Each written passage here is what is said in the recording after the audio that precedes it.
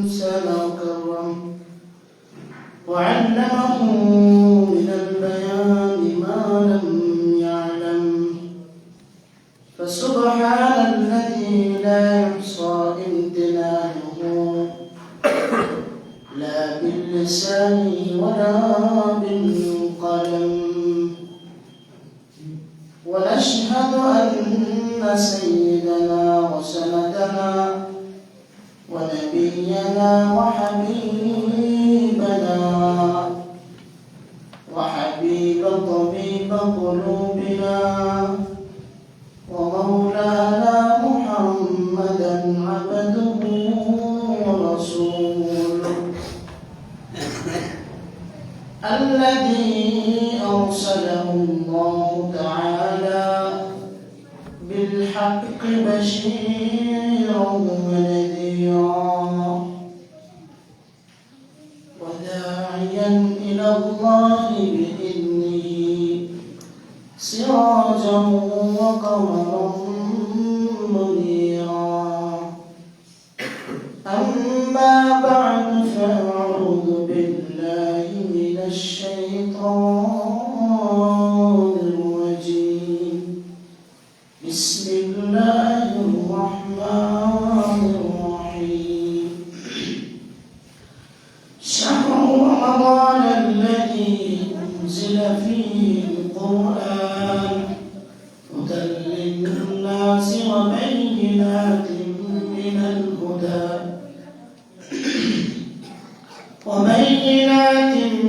من الهدى والفرقان فمن شهد منكم الشهر فليصم ومن كان مريضا أو على سفر فعدة من أيام أخر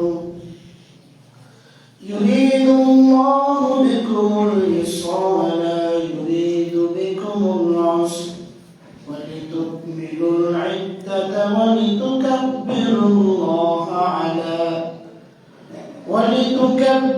الله على ما هداكم ولعلكم تشكرون قال رسول الله صلى الله عليه وسلم من صام رمضان إيمانا واحتسابا غفر له ما تقدم من ذنبه أو كما قال عليه الصلاة والسلام وقال تعالى في شأن حبيبه مخبرا وآمرا إن الله وملائكته يصلون على النبي يا أيها الذين آمنوا صلوا عليه وسلموا تسليما شكرا اللهم صل على محمد وعلى آل محمد كما صليت على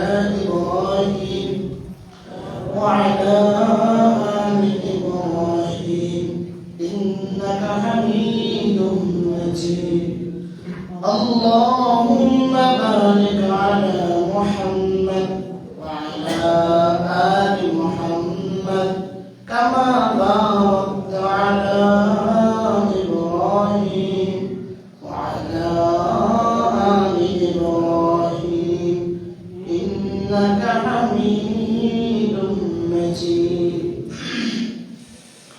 الحمد لله সমস্ত প্রশংসা ওই মহান আল্লাহ তাআলার দরবারে যেই মহান আল্লাহ তাআলা আমাদেরকে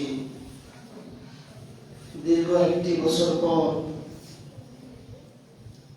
যেই মাসের জন্য আমরা 2 মাস যাবত আল্লাহর কাছে একটা দোয়া করতেছিলাম আল্লাহুম্মা বারিক লানা ফি রজব ওয়া শাবান ওয়া বাল্লিগনা রমাদান আল্লাহ আপনি রজব এবং শাবানের মধ্যে বরকত দান করেন এবং আমাদেরকে রমজান মাসে পৌঁছে দেন তো আমরা যারা এই দোয়া করেছি অথবা করিনি আল্লাহ তাআলা সবাইকে মাহে রমজানে পৌঁছে দিয়েছেন এই জন্য আমরা সকলেই অন্তরে অন্তঃস্থল থেকে শুকরিয়া আদায় করি আলহামদুলিল্লাহ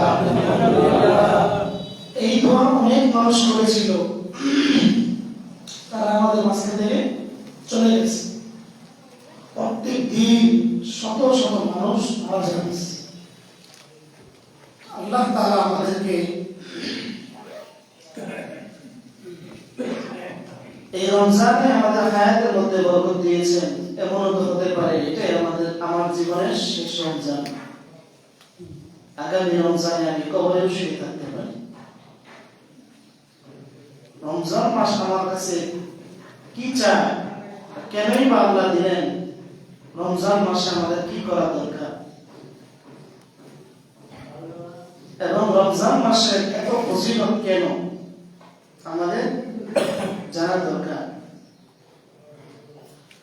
দুনিয়ার মানুষ যারা ব্যবসা বাণিজ্য করে, এমন কোন ব্যবসা নাই যেখানে 12 মাসেই একরকম চলে, কম বেশি আছে। কিছু ব্যবসা আছে 2-3 মাস করে বাকি মাস বসে থাকতে হবে।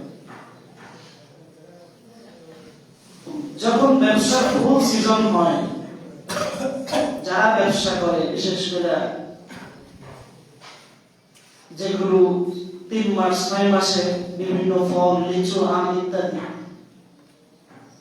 যখন লিচু একেবারে পেকে যায়, যার লিচু বাগান আছে সে হাজারো অসুস্থ থাকলেও সে এটাকে মাইনাস করে সে চিন্তা করে আমার বাগান যাতে নষ্ট না হয়, নিজে না পারলেও অন্যকে দিয়ে কাজ করে। কি জন্য?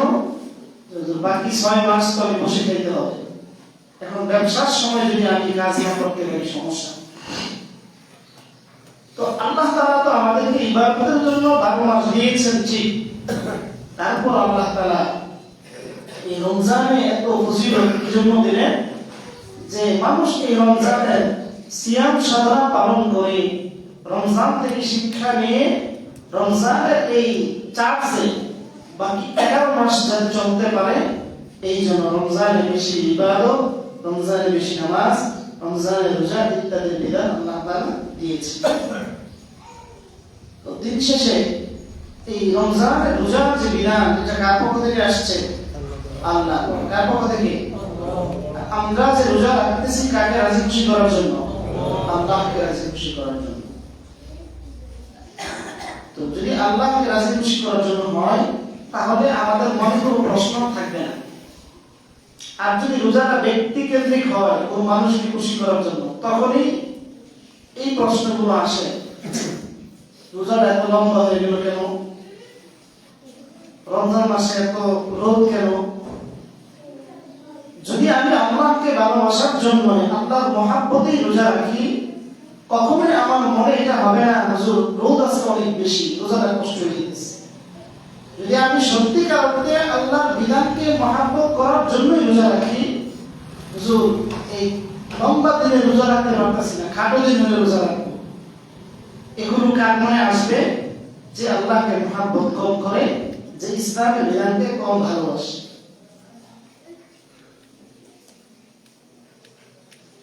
ইসলামের বিধানকে আমরা যে ভালোবাসি, এটা চূড়ান্ত একটা বহিঃপ্রকাশ হবে এই রোজার মাধ্যমে। আমি উদাহরণ দিলে আপনারা ভালো করে বুঝবেন। রমজানের রোজা আমরা যারা রাখি আর যারা রাখি না, তাদের মাঝে পার্থক্য আছে না নাই? আমি মাঝে মাঝে বয়ানে বলি, আল্লাহর পক্ষ থেকে যে বিধান আল্লাহ আমাদেরকে দিয়েছেন, ওটা পালন করলে যদি একটা নেকিও না দেয়, এরপরও বিধান পালন করা লাগবে না? লাগবে না? কেন লাগবে? কারণ পরিচয় তো ভিন্ন। আল্লাহর পরিচয় হলেন তিনি খালেক, সৃষ্টিকারী। আমার পরিচয় আমি মাখলুক, আল্লাহ আমাকে বানাইছে। আল্লাহর পরিচয় আল্লাহ মালিক, আল্লাহ তাআলা সব কিছু মালিক। আমার পরিচয় হলো আমি গোলাম। গোলাম কখনোই মালিকের কাছে জবাবদিহিতা চাইতে পারে না, আপনি কেন আমাকে আদেশ করেছেন। আল্লাহ চাইলে আমাকে যে কোনো মুহূর্তে মাফ করে দিতে পারে, আল্লাহ চাইলে মাফ নাও করতে পারে। তো ঠিক নামাজ যেমন আমি পড়লে আল্লাহ সওয়াব না দিলেও পড়তে হবে, ঠিক তদ্রুপ রোজার ক্ষেত্রে একই মাসালা। রোজা রাখার বিনিময়ে আল্লাহ যদি কিছু না দেয়, এরপর মুসলমান যদি আমি দাবি করি, রোজা রাখা লাগবে না? লাগবে না? এখন কথা হলো, রোজাটা কোথা থেকে আসলো আমাদের একটু জানা দরকার। রোজা শুধুমাত্র হযরত মুহাম্মদ সাল্লাল্লাহু আলাইহি ওয়াসাল্লামের উম্মতের উপর অন্য নবীদের উপর ছিল না, বিষয়টা এমন না। আমাদের বহু আগে থেকেই রোজার বিধান চলে আসতেছে, পদ্ধতি সিস্টেম ছিল ভিন্ন। কোন নবীর জামানায় 3 রোজা রাখা হতো, কোন নবীর জামানায় আশুরা রোজা ফরজ ছিল, ইত্যাদি ইত্যাদি। তবে রমজানের রোজা শুধুমাত্র হযরত মুহাম্মদ সাল্লাল্লাহু আলাইহি ওয়াসাল্লামের উম্মতের। তার মানে রোজা এটা বহু আগে থেকে চলে আসছে। একদম মুসলমান নামে মুসলমান, তারা বিভিন্ন সময় প্রশ্ন করে রোজাটা মুসলমানদের উপর চাপায় দেওয়া হয়েছে। আল্লাহ তাআলা সেই প্রশ্নের উত্তর কোরআনে ভিতরে দিয়েছেন। আল্লাহ বলেন, ইয়া আইয়ুহাল্লাযীনা আমানু কুতিবা আলাইকুমুস সিয়াম, হে ঈমানদারগণ, তোমাদের উপর রোজাকে ফরজ করা হয়েছে। তোমরা ভেবো না যে এটাই শুধু তোমাদের উপর করা হয়েছে। আল্লাহ বলেন, না, কামা কুতিবা আলাল্লাযীনা মিন ক্বাবলিকুম লাআল্লাকুম তাত্তাকুন, তোমাদের পূর্বে বহু জাতি এমন গেছে তাদের উপর রোজার বিধান ছিল যাতে করে তোমরা মুত্তাকি হতে পারো। আল্লাহ তাআলা কোরআনের আয়াত জায়গায় বলেন, শাহরু রমাদানাল্লাযী উনজিলা ফীহিল কুরআন হুদাল লিন-নাসি ওয়া বাইয়িনাতিন মিনাল হুদা ওয়াল ফুরকান। আল্লাহ বলেন, রমজান মাস হলো সেই মাস যেই মাসের মধ্যে আমি আল্লাহ কোরআন নাযিল করেছি। এই মাসের এত দাম কেন? এই মাসের এত দাম এই জন্য আল্লাহ তাআলার কাছে 11-12টা মাসই আল্লাহর কাছে সমান। এরপর এই মাসের দাম বাড়ার কারণ, অন্যতম কারণ আমি বলি, মক্কা মদিনার কথা এখন আমরা যারা শুনি, জীবনে অনেকে দেখি নাই, কিন্তু নিজের কাছে পরিচিত মনে হয়। হুজুর মক্কা মদিনায় কোরআন নাযিল হয়েছে, মক্কা মদিনা অনেক পবিত্র জায়গা, সেখানে যেতে মন চায়। কিন্তু ইসলামের ইতিহাস যদি আমরা পড়ি, আল্লাহ রাসূল সাল্লাল্লাহু আলাইহি ওয়াসাল্লামের জন্মের আগে এবং জন্মের পরে ওই মক্কা মদিনাকে মানুষ ভালোভাবে চিনত না। মক্কার নাম তো মক্কা ছিল না, মক্কার নাম ছিল বাক্কা। ঠিক তদ্রুপ মদিনার নাম ছিল ইয়াসরিব। মক্কাকে মানুষ বাক্কা বলতো। আল্লাহ রাসূলের জন্মগ্রহণের পরে যখন আল্লাহ রাসূল আস্তে আস্তে কালিমার দাওয়াত দিতে লাগলেন, যখন মক্কার জমিনে কোরআন নাযিল শুরু হলো, যখন রাসূলের উপর কোরআন নাযিল হয়, তখন ওই বাক্কার নাম পরিবর্তন হয়ে তখন ওই মক্কার নাম হয়েছে, ওই দেশের নাম হয়েছে মদিনা, মক্কাতুল মুকাররমা, সম্মানিত মক্কা, সম্মানিত মক্কা। কোরআনের কারণে ঠিক তদ্রুপ মদিনার নাম ছিল ইয়াসরিব। যখন মদিনায় কোরআন নাযিল হলো, এই কোরআনের সম্পর্ক ওই দেশের সাথে হওয়ার কারণে আল্লাহ তাআলা ওই দেশকে শুধু ওই দেশের মানুষকে সম্মানিত করেছে, বিষয়টা এমন না, ওই ইসলামকেও সম্মানিত করেছে। এখন দেখবেন বিভিন্ন ক্যালেন্ডারে বিভিন্ন জায়গায় শুধু মদিনা লেখা থাকে না, মদিনাতুল মুনাওয়ারা, আলোকিত মদিনা, আলোকিত শহর। ওই কোরআনের স্পর্শ মদিনার সাথে লাগার কারণে মদিনার নাম পরিবর্তন হয়ে গেছে মদিনাতুল মুনাওয়ারা। ঠিক তদ্রুপ পৃথিবীতে হাজার হাজার কোটি কোটি মানুষ দুনিয়াতে আসছে, এখন আছে, ভবিষ্যতে আসবে। তাদের মধ্য থেকে ওই মানুষগুলো শ্রেষ্ঠ যাদের সিনার মধ্যে কোরআনের স্পর্শ লেগেছে। এখানে আমরা যারা আছি প্রত্যেকের বাসায় যার যার সাধ্য নেই, 2000 টাকা থেকে শুরু করে কয়েক লাখ টাকা পর্যন্ত দামের সোফা, বিভিন্ন খাট, অনেক নামি দামি কাঠ দিয়ে বানানো আছে। কিন্তু আপনি কোরআন পড়ার জন্য দোকান থেকে 300 টাকা দিয়ে একটা রিহাল কিনলেন, যে রিহাল, ওই রিহালের সাথে কোরআনের যখন প্রথম স্পর্শ হলো, স্পর্শ হওয়ার কারণে ওই 300 টাকা রিহালের দাম পৃথিবীতে যত দামি কাঠ আছে সব থেকে দামি কাঠের চেয়েও ওই রিহালের দাম আল্লাহর কাছে বেশি। সুবহানাল্লাহ। ঠিক তদ্রুপ আমরা যারা কোরআন পড়ি, চিন্তা করি যে হুজুর এই কোরআনের উপর ময়লা পড়বে, একটা কাভার বানানোর দরকার, গিলাফ বানানোর দরকার। আমরা কি করি? সাধারণ অল্প টাকা দিয়ে একটি কাপড় কিনে গিলাফ বানাই। যখন এই গিলাফটা কোরআনের সাথে স্পর্শ হয়, স্পর্শ হওয়ার কারণে এই গিলাফের দাম এত বেড়ে যায়, আপনার নামি দামি কাপড়ের চাইতেও এই কাপড়ের টুকরার দাম আল্লাহর কাছে 1000 গুণ বেশি। কারণ এর সাথে কোরআনের স্পর্শ হয়ে গেছে। এই জন্য দেখবেন বাসা বাড়িতে কোরআনের গিলাফ যদি নিচে পড়ে যায়, মা বোনেরা সবার আগে এটাকে চুমু খায় না? আমরা যারা কোরআন পড়তে পারি না, যদি কখনো রিহানের সাথে আমার পাটা লেগে যায়, আমি সাথে সাথে চুমু খাই। আবার মসজিদে এসে হুজুরকে বলি, হুজুর আমি তো এই অন্যায়টা করে ফেলছি, কি করতে পারি? শুধুমাত্র এই কোরআনের সম্পর্ক এই রিহানের সাথে হওয়ার কারণে টাকার দাম বেড়ে গেছে। ঠিক তদ্রুপ এই রমজান মাসে আলাদা কোনো বৈশিষ্ট্য ছিল না, শুধু এই মাসের মধ্যে কোরআন নাযিল হওয়ার কারণে কোরআনের বরকতে আল্লাহ তাআলা এই মাসে এত বরকত দিয়েছেন। রমজান মাসে সমস্ত কবরবাসীদের কবর আযাব আল্লাহ মাফ করে দেন। রমজান মাসে যদি কেউ মারা যায় তার কবরে আযাব হয় না। শুধু কি তাই, আল্লাহ রাসূল সাল্লাল্লাহু আলাইহি ওয়াসাল্লাম বলেন হাদিসে কুদসির মধ্যে, মানুষ যত ভালো আমল করে সব আমলের বিনিময়ে 10 থেকে শুরু করে 700 গুণ পর্যন্ত আল্লাহ বৃদ্ধি করে।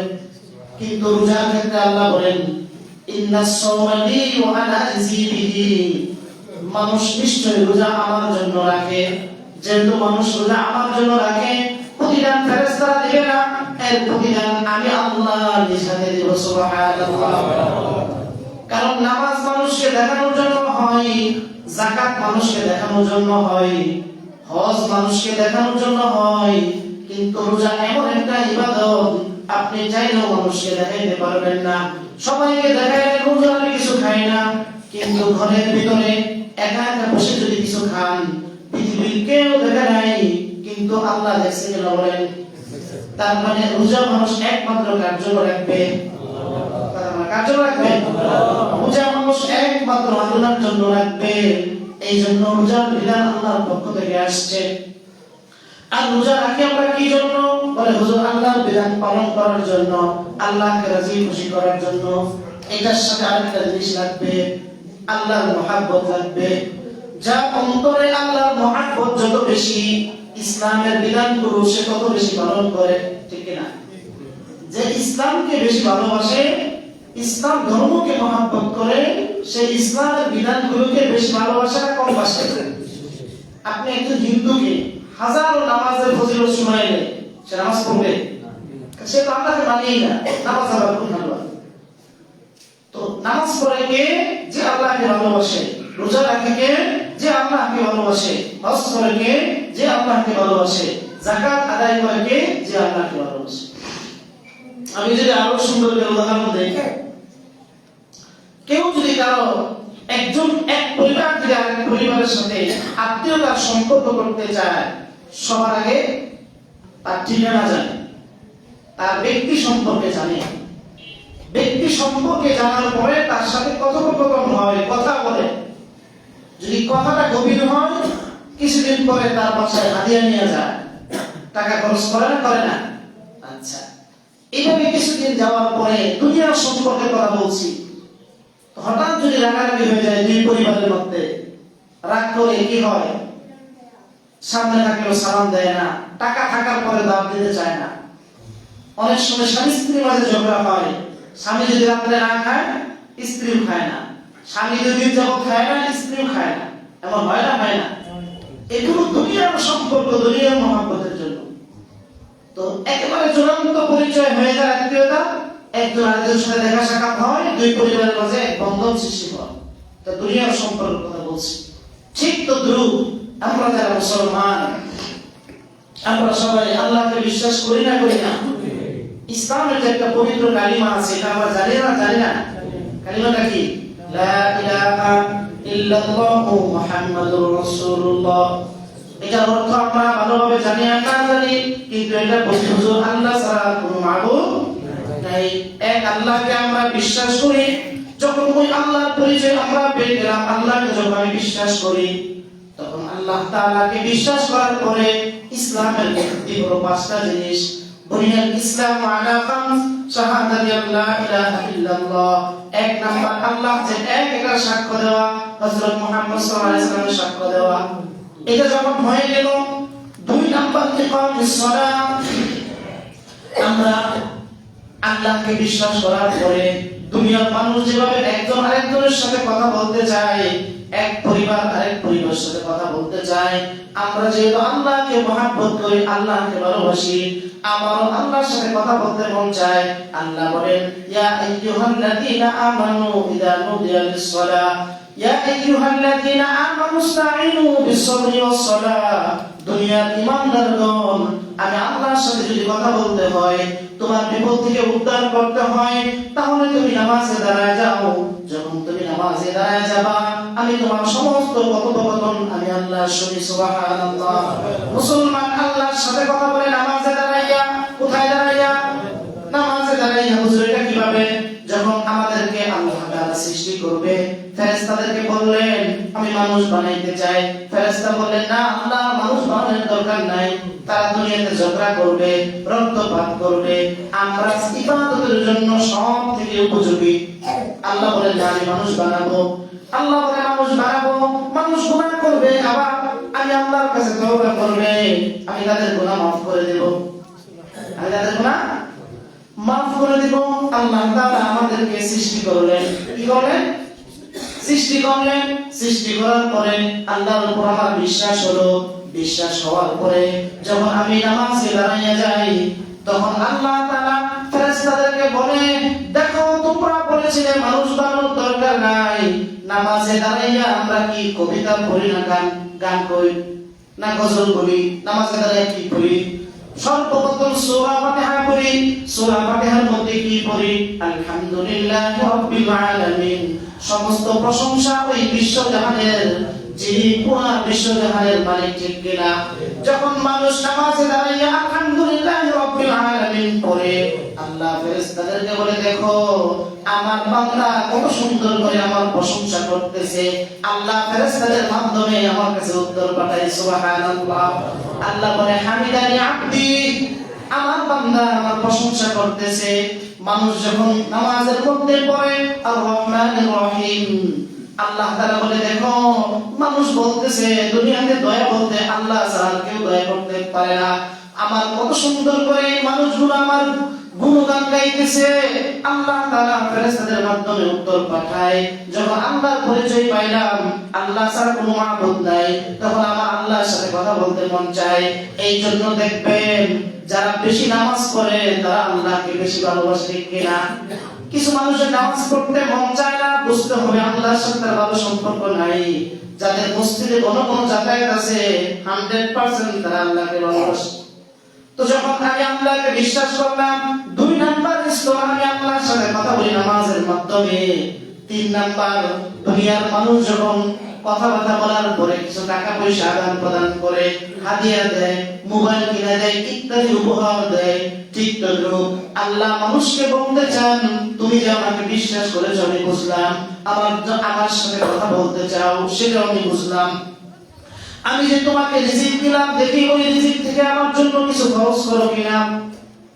আল্লাহ তাআলা বিভিন্ন সময় বিভিন্ন বিধান দিয়েছেন।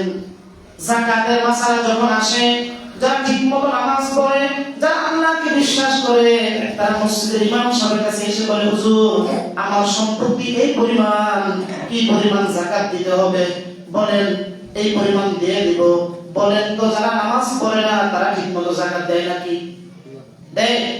যারা আল্লাহকে বিশ্বাস করে না তারা যাকাত দেয় না। যদিও দেখা যায় সমাজের ভিতরে শাড়ি আর লুঙ্গির সয়লাভ হয়ে গেছে, মনে রাখতে হবে তার উপর যাকাত হলো কোটি টাকা, সে দিল মাত্র 10 লাখ টাকার শাড়ি, আর 90 লাখ টাকা তার জিম্মায় রয়ে গেছে। এটা যাতে মানুষ বলতে না পারে, এই জন্য শাড়ি লুঙ্গি দিয়ে সব বিদায়, ঠিক কিনা? তার মানে যে আল্লাহকে ভালোবাসে সে নামাজ পড়ে, যে আল্লাহকে ভালোবাসে সে আল্লাহকে বিশ্বাস করে। বিশ্বাসের 3 নাম্বার স্তর, আল্লাহ বলে, দেখি আমাকে কি পরিমাণ মহব্বত করো। যাকাতের সময় সে কখনো কার্পণ্য করে না, গরিব তার কাছে হাত পাতলে গরিবকে ফিরায় না। অনেক মা বোনেরা এমন আছে, আপনারা অনেক আছেন, বাসায় যদি প্রত্যেকদিন 10 জন ফকির মিসকিন আসে, কখনোই বিরক্ত হয় না, যাকে যা পারে দিয়ে দেয়। শেষে যদি না থাকে বলে, চাচি আজকে মাফ করেন, কালকে দেবনি। এমন আছে না নাই? কিন্তু এমনও পরিবার আছে গরিব তার দুয়ারের কাছে যেতে পারে না, দূর থেকে দাঁড়ায় দেয়। এমন আছে না নাই? হ্যাঁ, তার মানে বোঝা গেল যারা গরিবকে দান সদকা করে মসজিদ মাদ্রাসায় টাকা পয়সা দেয়, যাকাত আদায় করে, তারা আল্লাহকে ভালোবাসে না? বাসে না? 100% তারা আল্লাহকে ভালোবাসে। যদি আল্লাহকে ভালো না বাসতো তার পকেট থেকে টাকা বের হতো না। যদি আল্লাহকে ভালো না বাসতো সে গরিবকে খাবার দিত না। যদি আল্লাহকে ভালো না বাসতো যাকাতের বিধান আসলে তার চেহারাটা কালো হতো না। চিন্তা করে হুজুর 40 ভাগের 1 ভাগ যাকাত দিয়ে দিতে হবে আমার সম্পদ থেকে, এই চিন্তায় আসতো না যদি আল্লাহর মহব্বত থাকে। ঠিক তো আমরা আল্লাহকে ভালোবাসি বলে আমরা কি করি? আল্লাহকে বিশ্বাস করি। আল্লাহকে ভালোবাসি বলে আমি নামাজ পড়ি। আল্লাহকে ভালোবাসি বলে আমি আল্লাহর জন্য খরচ করি। কেউ যদি 10 টাকা আল্লাহর জন্য দেয় আর কেউ 10 কোটি টাকা মানুষকে দেখানোর জন্য দিল, আল্লাহর কাছে কোন টাকার দাম বেশি? ওই 10 টাকা যে নিজের পরিশ্রম করে অর্জন করে আল্লাহর জন্য কোন গরিবকে দান করেছে, আল্লাহর কাছে এই 10 টাকার অনেক দাম। 10 কোটি টাকার কোনো দাম আল্লাহর কাছে নাই। তো আমরা আল্লাহকে ভালোবাসি না বাসি না? তো আল্লাহকে ভালোবাসি। মানুষরা হুজুর আল্লাহর ভয়ে নামাজ পড়ি, আল্লাহর ভয়ে নামাজ পড়ি, আর একটা আল্লাহর ভালোবাসা, দুই জিনিস। আমি আগেও বলছিলাম, আজকে আবারও বলছি, যে ইবাদতের মধ্যে দুইটা জিনিস থাকবে, আল্লাহর ভয় আর আল্লাহর মহব্বত। ওই ইবাদতের মধ্যে কোনো ভেজাল ঢুকবে না। যেমন অনেক মানুষ দেখবেন মসজিদে আসলে ইমাম সাহেব বাম থেকে কোনো মতো সালাম ফিরাইছে, আসলে নাই, সে আসছে কি জন্য? আল্লাহ দিলে নামাজ হয়ে যায়, নাহলে মানুষ কি করবে? সমাজের মানুষ কি করবে? আল্লাহর ভয় আছে কিন্তু মহব্বত নাই। আর যার মধ্যে আল্লাহর ভয় এবং মহব্বত আছে সে দেখবেন মসজিদে আসলে যেতে চায় না, 2 রাকাত সুন্নতের পরে আবার নফল পড়তে যায়। এটা হলো আল্লাহর ভয়ের সাথে আবার মহব্বত আছে। ইবাদত করতে হবে ভয় এবং মহব্বত দুইটা একসাথে। তো আমরা কি শুধু আল্লাহকে ভয় করি না মহব্বত করি? কথা বলেন না কেন? সবার কথা বলে না, যখন কথা বন্ধ বলি তখন বলেন না। এই যে 10 মিনিট 15 মিনিট কথা বলতাম, আপনারা এখানে কথা হয়ে আছে, মাঝখানে কিন্তু কথা আমি ভুলে গেছি। এগুলো বলতে আপনারা রাগ করেন, কিন্তু আসলে বয়ান তো মুখস্থ করে নিয়ে আসেন। একটু অনুরোধ, আপনারা মসজিদে কথা বলেন না। যদি একটা বিষয় ভুলে যায় এটা তো বানানোর কোনো জিনিস না। আপনারা বাবের হুজুর মানুষ মুখস্থ করে নিয়ে আসে, এতটা সহজ না। আচ্ছা যাই হোক, তো আল্লাহর ভয় এবং মহব্বত দুইটাই লাগবে। তো আমি আল্লাহর ভয়, যেমন আল্লাহকে ভয় করি, যেন আল্লাহকে বিশ্বাস করলাম, আল্লাহর ভয় এবং মহব্বতে আমি মসজিদে এসে নামাজ পড়ি। ঠিক তদ্রুপ দান সৎকার মাসলা আসলে তখন আমার মন চায় সব দিয়ে দিতে। এমন ঘরে অনেক মানুষ আছে আপনারা দান করতে চান না, কিন্তু আপনার ঘরের লোক চাল দেখা যায় নিজে রান্না করবে, যা সব দিয়ে দেয়, আছে না নাই? আমরা নিজেরাই বিরক্ত হই। 100% ওই মহিলা আল্লাহকে বেশি ভালোবাসে, সে নামাজ পড়ে, সে চিন্তা করে আল্লাহ দেওয়া যান, আল্লাহ দেওয়া মাল আল্লাহকে দিব, আল্লাহ আমাকে দিবে, আল্লাহ আমাকে দিবে। এই জন্য মহব্বতের দ্বিতীয় স্তর হলো আল্লাহর জন্য খরচ করা। আল্লাহ তাআলা বলে, দেখি আমাকে গভীর ভালোবাসে এমন কোন বান্দা দুনিয়াতে আছে কিনা? যদি দুনিয়ার মানুষের সাথে কারো সম্পর্ক গভীর হয়ে যায়, তার জন্য সে একদিন 2 দিন সে খাবার খায় না, হাত কেটে ফেলে, বিভিন্ন কাজ করে, আল্লাহ বলে, দেখি আমাকে কারা ভালোবাসে? দীর্ঘ 11টি মাস দিনের বেলা রাত্রিবেলা কখনো নিষেধ ছিল না, যখন মন চাইছে তখন খেয়েছে। আল্লাহ বলে, দেখি আমাকে যারা ভালোবাসে রমজান মাসে দিনের বেলা খাবার থাকার পরেও, ফ্রিজে খাবার থাকার পরেও, ঘরে থাকার খাবার থাকার পরেও শুধুমাত্র কার জন্য আমরা খাই না? বলেন কথা বলেন, কার জন্য? যে খাবারটা দীর্ঘ 11 মাস আমার জন্য বৈধ ছিল, হালাল ছিল, রমজান মাসে ওই খাবারটা আমার জন্য হারাম করে দিলেন কে? অনেক মানুষ দেখবেন দোকানে বসে বলে, এত লম্বা দিনের রোজা রাখা যায় কিনা? যারা এই কথা বলে বুঝতে হবে আল্লাহকে তারা ভালোবাসে কোন ঠিক কিনা। যদি আল্লাহকে আমরা যারা ভালোবাসি, এখন আমরা দুই পদ 3 পদ দিয়ে সেহরি ইফতার করি। এখানে বয়স্ক যারা আছেন, এমন একটা দিন গেছে শুধু ভাত খেয়ে শুধু পানি খেয়ে আপনার রোজা রাখছেন, এমন দিন গেছে না? গেছে না? কত গেছে। ওই সময় কখনো মনে হয় নাই হুজুর রোজা ছেড়ে দিব। এখন এত ডিজিটাল হওয়ার পরে, এত রিজিক আল্লাহ দেওয়ার পরে বলে হুজুর আসরের পরে আর পারতেছি না, বিছানা থেকে উঠি না। তার মানে বুঝা গেল আল্লাহর ভালোবাসা আমার অন্তরে কমে গেছে। আল্লাহর ভালোবাসা যার অন্তরে বেশি, তার বক্তব্যটা এমন হবে, হুজুর রোজা যদি আরো 3 ঘন্টা লম্বা হয় আমরা রাখতে পারবো, ঠিক কিনা? আল্লাহকে যারা ভালোবাসে, রোজা 1 মাস কেন যদি 6 মাস আল্লাহ দিয়ে থাকে, মুসলমান রোজা রাখবে না? রাখবে না? যদি বাংলাদেশ কেন পৃথিবীর সমস্ত শাসক মিলে নিয়ম করলো রমজানে কোনো মুসলমান রোজা রাখতে পারবে না, মানুষ কি ওই পুরা পৃথিবীর শাসকের কথা শুনবে না আল্লাহর কথা শুনবে? পুরা পৃথিবীর সমস্ত শাসক বললো প্রত্যেক দিন রোজা রাখতে হবে, 3টার সময় সমস্ত মানুষের রোজা ভেঙে ফেলতে হবে, পৃথিবীর কোন মুসলমান সেটা মানবে কিনা বলেন? কেন মানবে না? বলে হুজুর আল্লাহকে শুধু ভয় করি, বিষয়টা এমন না, আল্লাহকে মহব্বত করি, আল্লাহর মহব্বত অন্তরে আছে বলে রোজা রাখি। গতকাল এক মহিলা হঠাৎ করে ফোন দিছে, বলতেছে তার অবস্থা খুব খারাপ, পরিবারের সবাই রোজা ভাঙার কথা বলতেছে। মহিলা বলে এই অবস্থায় যদি আমার মৃত্যু হয় আমি তো এটা চাই, আমি রোজা ভাঙতে পারবো না। তার মানে সেই কথাটা কি আল্লাহকে মহব্বত করে এই জন্য বলছে না মানুষকে দেখানোর জন্য বলছে? তো আমরা আল্লাহকে ঠিক তদ্রুপ ভালোবাসি। যারা সমাজের মধ্যে রোজা রাখে 100% কোনো সন্দেহ নাই, তারা আল্লাহকে অনেক বেশি ভালোবাসে, ঠিক কিনা? আর যারা রোজা রাখে না, তাদের অন্তরে আল্লাহর ভয় নাই, তারা আল্লাহকে ভালোবাসে না। সে যদি আলেম হয়, আলেম হওয়ার পরে যদি রোজা না রাখে, বুঝতে হবে সে আল্লাহকে মহব্বত করে না, সে আল্লাহকে মহব্বত করে না। তো 1 নাম্বার আমরা আল্লাহকে বিশ্বাস করেছি, 2 নাম্বার আল্লাহর সাথে কথা বলি নামাজের মাধ্যমে, 3 নাম্বার আল্লাহর জন্য দান সদকা করি, 4 নাম্বার দিনের বেলা রমজান মাসে খাবার থাকার পরেও খাবার খাই না, আল্লাহকে দেখাস রাজি খুশি করার জন্য দীর্ঘ একটা মাস। আল্লাহ বলে আমি আরো পরীক্ষা করব, দেখি মুসলমান আমার পরীক্ষায় পাস করতে পারে কিনা। যেই বান্দাগুলো এই 4টা জিনিস পাস করবে, আল্লাহকে বিশ্বাস করবে, নামাজ পড়বে, রোজা রাখবে, যাকাত আদায় করবে, তাদের মনের ভিতরে তামান্না থাকবে হুজুর জীবনে একবার হলেও আমি মক্কা মদিনা যেতে চাই, ঠিক কিনা? যে নামাজ পড়ে না, রোজা রাখে না, হজ যাকাত আদায় করে না, তার মনের ভিতরে আগ্রহ থাকে না। বলে হুজুর আপনারা বয়ানে শুধু বলেন হীরা গুহার মধ্যে কোরআন নাযিল হয়, মক্কার মধ্যে, যে মক্কার মধ্যে কাবা শরীফ আছে, আমরা প্রতিদিন 5 বার সেই দিকে নামাজ পড়ি, ওই কাবার কালো গিলাফটা এখন আমি দেখতে পারি নাই। মদিনার মধ্যে রাসূল শুয়ে আছে, শুনছি মদিনা কত সুন্দর, কখনো দেখতে পারি না। হুজুর দোয়া করেন আল্লাহ যেন আমাদেরকে মদিনায় নিয়ে যায়, এমন মানুষ আছে না নাই? আমরা প্রায় নামাজের পরে দোয়া করি আল্লাহ আমাদের সাধ আছে সাধ্য নাই, আগ্রহ আছে টাকা নাই, আপনার ধনভাণ্ডারে কোনো কিছুর অভাব নাই, আমার মতো গোলামকে আপনার দরবারে একবার হলেও নিয়ে যান, এমন দোয়া আমরা করি না? করি না? যেই ব্যক্তি আল্লাহকে চরম পর্যায়ে ভালোবাসে, অনেক বেশি ভালোবাসে, সে মক্কা মদিনা যাওয়ার জন্য তার অন্তরটা সব সময় বেকুল হয়ে যায়। যখন সে মক্কা মদিনা যায় তখন তার কাছে মনে হয় কোরআন মনে হয় নাযিল হচ্ছে। যখন মক্কায় নামাজের তেলাওয়াত হয়, অনেক মুসল্লি দেখা যায় চোখ দিয়ে সমানে পানি পড়ে, এমন আছে না নাই? চূড়ান্ত বহির প্রকাশ হয়ে যায় হজের মধ্যে, উমরায় যখন যায়, তার মানে বোঝা গেল রোজা স্বাভাবিক কোনো বিধান না, আল্লাহকে ভালোবাসার আরেকটা বহির প্রকাশ হয় রোজার মাধ্যমে।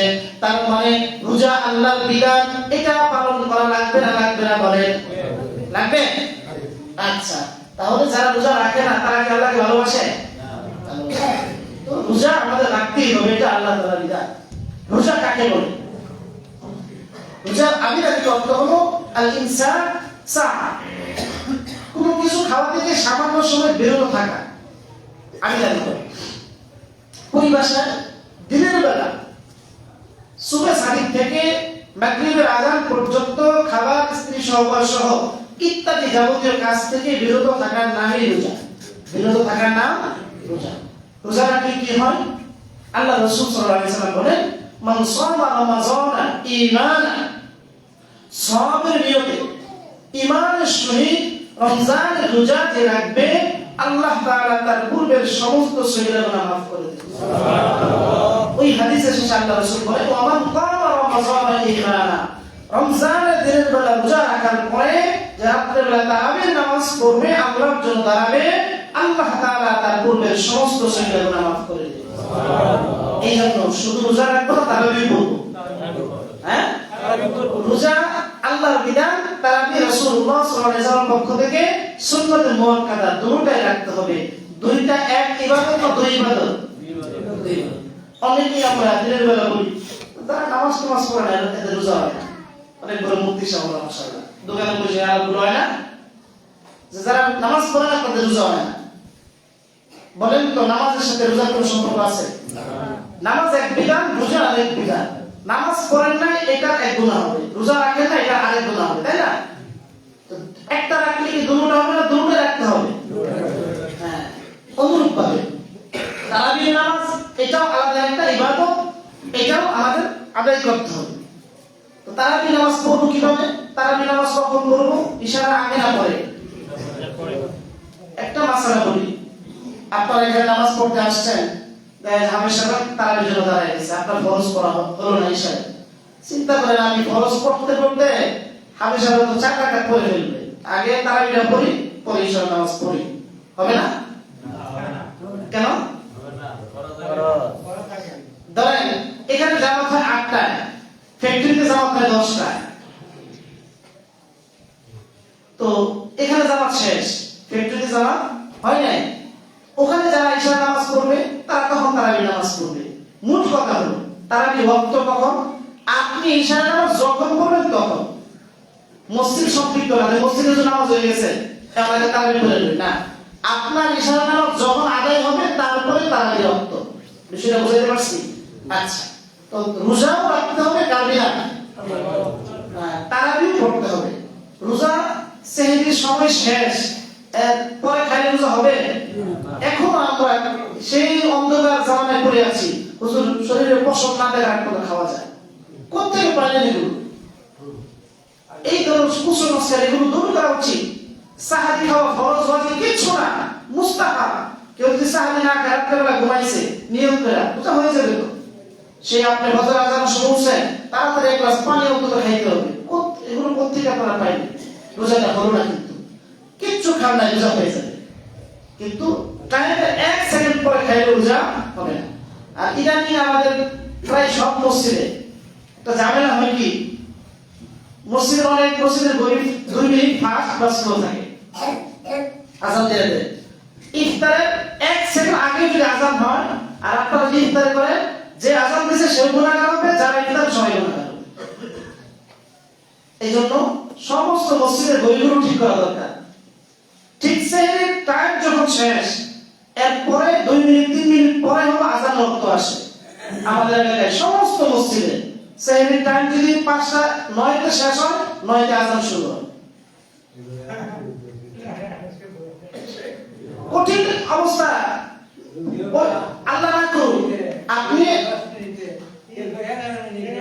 আচ্ছা শুনেন, আপনি 9 আজান দিয়ে দিল, অনেকেই তো মসজিদে আসে না, সে 9 ফরজ পড়ে ফেললো, ওয়াক্ত আসছে, গুনাহগার কি হবে বলেন?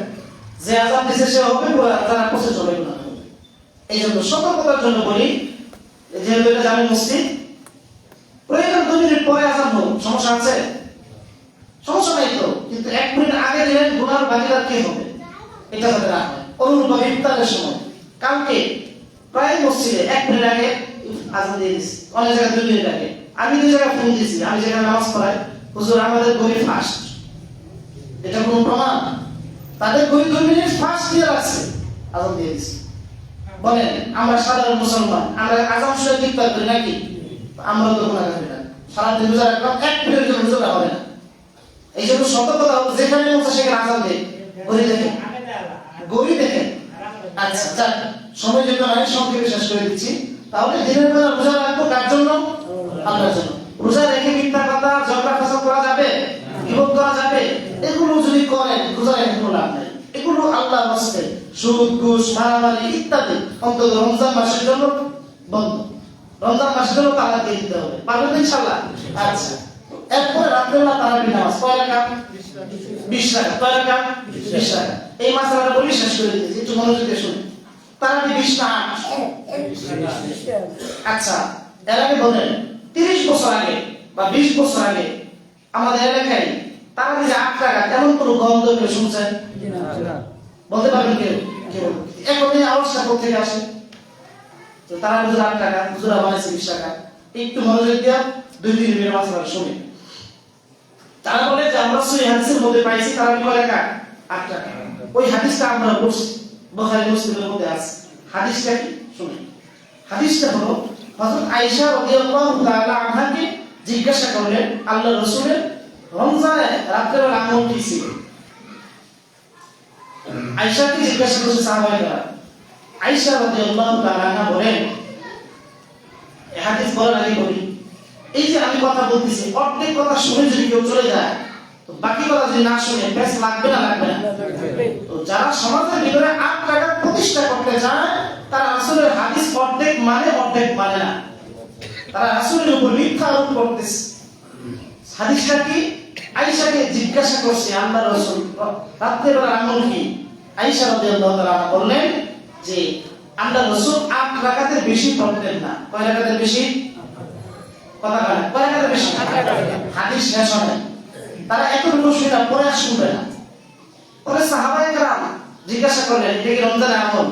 আয়েশা রাদিয়াল্লাহু তাআলা বলেন যে 8 রাকাত রমজানেও পড়তেন, রমজানের বাইরেও পড়তেন। এখন বলেন সারা বছর তারাবি হয়? হাদিসের মধ্যে তো আছে আল্লাহর রাসূল রমজানে পড়তেন, রমজানের বাইরেও পড়তেন। তার মানে 8 রাকাত হলো তাহাজ্জুদ। কি তাহাজ্জুদ? রমজানে 8 রাকাত পড়তেন, রমজানের বাইরেও 8 রাকাত। এই তারাবি শব্দটা এই হাদিসের মধ্যে নাই, এটা তারা বানাইছে। তো হাদিসের অর্ধেক মামবু থেকে হয়। তার মানে তারাবি কয় রাকাত? 20 রাকাত। এখন বলুন যে আপনি কেউ পেলেন এটা শুনেন। আল্লাহ রাসূলের জামানায় সাহাবায়ে কেরাম নামাজ পড়ছেন, 20 রাকাত পড়ছেন। আল্লাহ রাসূল এক জীবন পড়ছেন। রাসূলের ইন্তেকালের পরে সাহাবায়ে কেরাম রাদিয়াল্লাহু তাআলা আজমাইন মসজিদে দলে দলে পড়তেন। তো ওমর রাদিয়াল্লাহু তাআলা জামানায় চিন্তা করলেন এভাবে দলে দলে না পড়ে একসাথে পড়ো। সমস্ত সাহাবায়ে কেরাম একমত, তারা কি কয় রাকাত? 20 রাকাত। কয় রাকাত? 20 রাকাত। হাদিস আছে আল্লাহ রাসূল বলেন আমি মরে যাব তখন তোমরা কি করবা? আলাইকুম বিসুন্নতি ওয়া সুন্নাতিল খুলাফায়ে রাশিদিন। তোমরা আমার সুন্নাতকে আঁকড়ে ধরবে, আমার পরে আবু বকর, উসমান, ওমর যারা এরা যে ভালো রীতিগুলো রেখে গেছে এগুলো তোমরা অনুসরণ করবে। ওমরের জামানায় তারাবি যদি 20 টাকা হতে পারে, এখন কি তারাবি 20 টাকা হতে পারে না? তার মানে যারা বলতে চায় তারা মুসলমানদের উপর ফিতনা সৃষ্টি করা আর কিছু না। আরেকটা উত্তর দিয়ে শেষ করতেছি। আচ্ছা, রমজান মাসে আমল কম করব না বেশি করব? বেশি। আচ্ছা, দলের তারাবি 8 টাকা তাহলে মানে নিলাম। আল্লাহ কিয়ামতের ময়দানে বললো, এই কন্যাপাড়া মুসল্লি আপনারা তারাবি 20 টাকা পড়ছেন কেন? আল্লাহ বুঝি নাই 20 টাকা পড়ছি। আচ্ছা, তখন মাসালা কি দাঁড়াইবো? 8 টাকা হয়ে যাবে তারাবি আর 12 টাকা নফল। কথা বলেন 12 টাকা কি নফল? তো রমজানে কি আমল কম হলো না বেশি হলো? আচ্ছা, যারা আমরা 8 টাকা করলাম আল্লাহ যদি বলে তারা তো 20 টাকা ছিল, তুমি 8 টাকা করছো কেন? তখন কি আমল কম হলো না বেশি হলো? অথচ হাদিসের মধ্যে আছে রমজানে আমল বেশি করার কথা। এইজন্য তারা কি হলো সুন্নতুল মুআক্কাদা, এটা নিয়ে মারামারি কাটাকাটি করার কোনো প্রয়োজন নাই। আমরা 20 টাকা আগে পড়ে আসছি, এখন পড়বো। কারো যদি পড়তে মন না চায় সে চলে যায়, কোনো সমস্যা আছে? তো এটা নিয়ে ঝগড়া ফাসাদ করার কোনো প্রয়োজন নাই। তবে কেউ যদি ঝগড়া করতে আসে না 8 টাকা কি, তাকে আবার বুঝাইতে হবে না এই কথা। কোন হাদিস দিয়ে দেখাইতে পারবে না যে তারাবি 8 টাকা তারাবি নামে আছে? এইটাই সহিহ হাদিস। এটা দিয়ে তারা পুরো বাংলাদেশে সব জায়গায় তারা এই হাদিস ব্যাখ্যা করতেছে। আল্লাহ তাআলা আমাদের শরীরটা বোঝার তৌফিক দান করুন এবং মাহে রমজান রোজাগুলো ভালোভাবে রাখার তৌফিক দান। যারা